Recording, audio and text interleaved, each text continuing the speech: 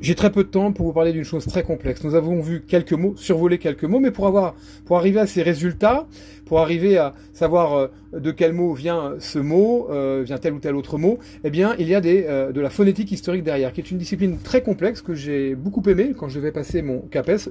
D'ailleurs, je ne l'ai jamais passé, je devais le passer à l'époque, et on travaillait sur ces choses-là. C'est vraiment très passionnant. Maintenant, c'est un peu plus complexe que ce que je vous montre, c'est-à-dire le résultat. Alors, on en parle rapidement. J'ai pris le terme enfant, hein, en latin infantem. Infantem vient d'un mot infans, qui veut dire celui qui ne parle pas. Hein. Ça vient d'un verbe fari, la racine fa, hein, de la parole, donnera d'autres termes comme famosus, fameux, d'une réputation importante, c'est-à-dire ce que l'on dit de toi. Hein. C'est ta réputation, c'est ce qu'on dit de toi. Par exemple, le fado portugais vient de là, hein, c'est un mot qui vient du latin fatum, le destin. Alors, on va pas rentrer dans tout ça, on peut aller très très loin, j'avais fait tout un tableau à l'époque, je pourrais partager cela avec vous si vous le voulez.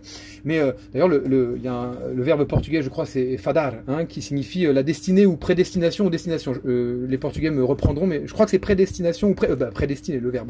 Bon, allons-y. Mais vous voyez, cette racine fa est très très importante. Hein. Donc, comment on passe de infantem à enfant? Alors, toutes les lettres vont se lire, on est sur l'alphabet phonétique international. Le latin infantem, qui est donc l'accusatif de infans, hein, voyons les déclinaisons. Nous avons différents textes à différentes époques qui nous montrent des états du mot, donc on connaît son historique, enfin son histoire. Au 1er siècle avant Jésus-Christ, on a infante, c'est-à-dire que le M ici c'est amui, c'est-à-dire qu'il est devenu muet, amuissement du M final. Alors je vais pas tout dire à chaque fois, sinon on va passer du temps. Au 3e siècle, on a N, fan, T, toutes les lettres se lisent, encore une fois, vous le voyez ici, changement vocalique, le I bref s'ouvre en fermé, et fermé. Au 7e siècle, on a enfant, on n'a plus de voyelle finale, hein, on n'a plus le E, donc on n'a plus enfante, on a enfant.